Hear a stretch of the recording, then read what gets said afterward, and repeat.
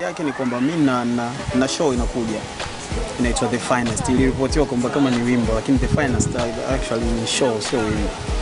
So ile show ilikuwa ni mimi na Njenje wananipigia background music, wanafanya muziki wangu wote, na ilikuwa inawashirikisha na nyimbo zangu tupo 14 of my songs.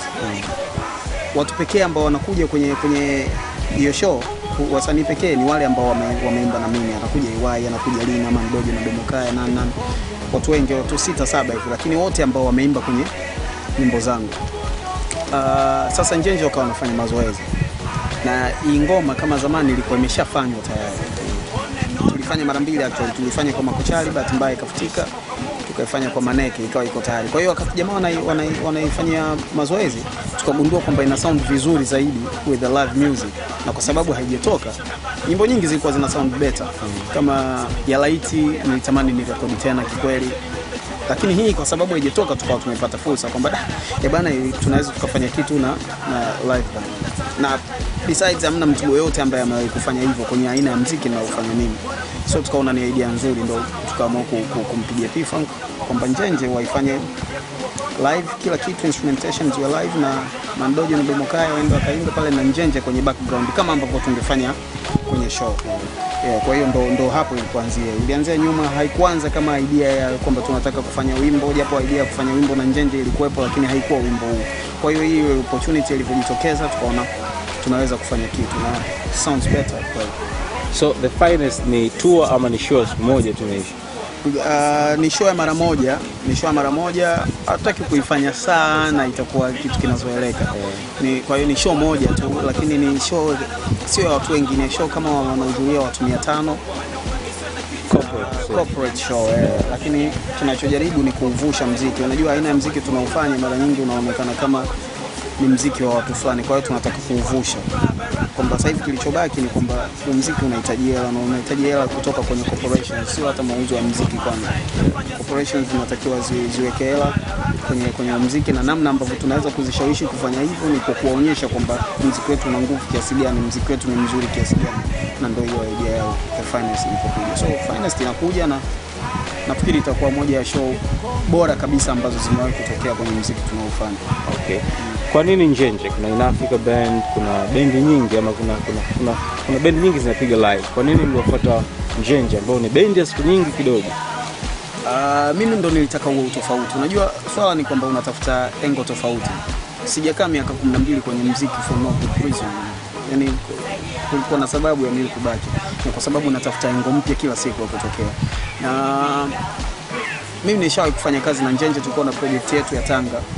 Maana na sijawahi kujisikia vizuri kuperform nyimbo yangu kama nilivyowahi kujisikia wakati na perform na Njenje. Kwa hiyo nikaona hawa ndio bendi ambayo mimi naitaka kuitumia. Plus Njenje na miaka 42 inafanya muziki. Bendi ni bendi ya mwaka 70-71 hivi, ushajua. Kwa hiyo unataka kama unataka kuvusha kweli, unataka kutengeneza ile picha ya legendary, lazima utengeneze kila kitu, yani kiwe na picha hiyo. Bendi siwezi kuchukua bendi za watoto wadogo wakati bendi ya legendary ipo. Aina ya show, mavazi yatakuwa tofauti, sio nini, kila kitu kitakuwa tofauti. Kwa hiyo Njenje aliingia hapo kwa sababu ukitaja bendi ya watu wazima, hasa bendi ambayo unataka kuupeleka muziki wetu kwenye level hiyo, ni Njenje. Na nafikiri wanafanya muziki mzuri. Mimi ndo bendi yangu bora. Naenda Njenje mara nyingi, niko mjini, sijasafiri kwenye show, naenda Njenje Jumamosi.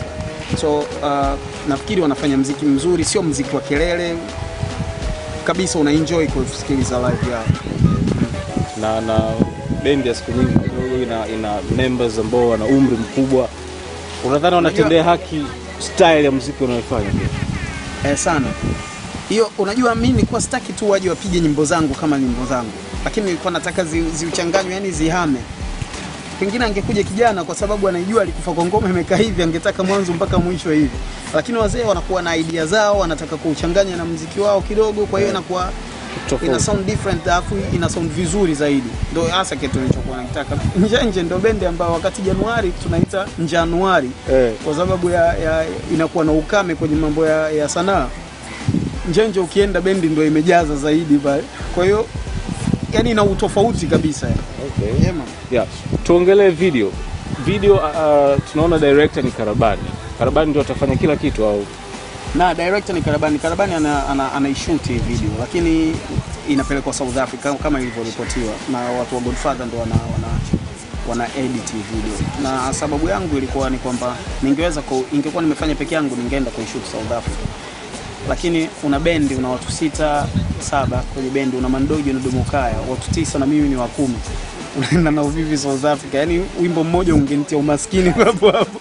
You understand? Yaani ningeweza kufanya, lakini ningeumwa mpaka mwezi wa 6 baada ya hapo. So kwa gharama zilivyo tukaona hakuna sababu, kwa sababu jamaa wanasema, unajua mara nyingi hata sisi tunapata picha nzuri hapa, unajua tatizo linakuja kwenye editing. Na hivi vitu pia vina politics, vina malongolongo yake. Watu wanatumia connections zao walizonazo. Godfather akifanya una uhakika wa kwenda Trace, una uhakika wa kwenda MTV Base, una uhakika wa kwenda Channel O kama kawa yani. Ushajua. Kwa hiyo ningependa Karabani afanye, pengine tutakuwa na version ya Karabani ya hii video, lakini ni lazima tufanye katika kiwango ambacho kimetupita kidogo, kwa sababu ya kuhakikisha kwamba tunaivusha mipaka.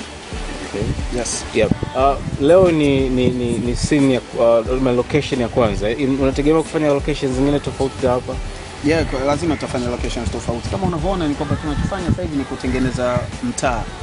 It's a neighborhood tunatengeneza, na mimi ni rapper wa neighborhood na katiza mtaani, lakini mchopangwa ni kwamba tunakuwa na bendi, lakini hatuiweki mahali pamoja kama kwenye pub au wapi kama ilivyozoeleka. Tunakuwa na guitarist sehemu yake anawafundisha watu kupiga, tunakuwa na mtu anapiga keyboard sehemu yake, tunakuwa na mtu anapiga saxophone, labda ameweka kofia yake watu wanamwekea hela, au wengine watoto wanaruka kamba na hivyo. Kwa hiyo ni bendi yote, lakini tumeigawanya. Iko kwenye neighborhood fulani yenye furaha zake, unakutana na washikaji, watu wanafanya kazi zao na wapiga mikono. Yaani mimi ni mtu ninayejulikana kwenye neighborhood na ndio hapo tunataka kuonyesha. Lakini huwezi kuimalizia hapa, lazima uonyeshe kama utakuwa umeusikia wimbo unazungumzia vitu vya ndani zaidi hapo. Kwa hiyo lazima uonyeshe hapa kuna hiki kilikuwa kinafanyika wakati natembea, mawazo yangu yanahamia huku na kadhalika. Kwa hiyo tutakuwa na locations nyingine sehemu tofauti. Siku ngapi labda unaweza kuchukua? Pengine kesho ama kesho kutwa, late kesho ama mapema kesho kutwa tutaweza kuimaliza. Okay.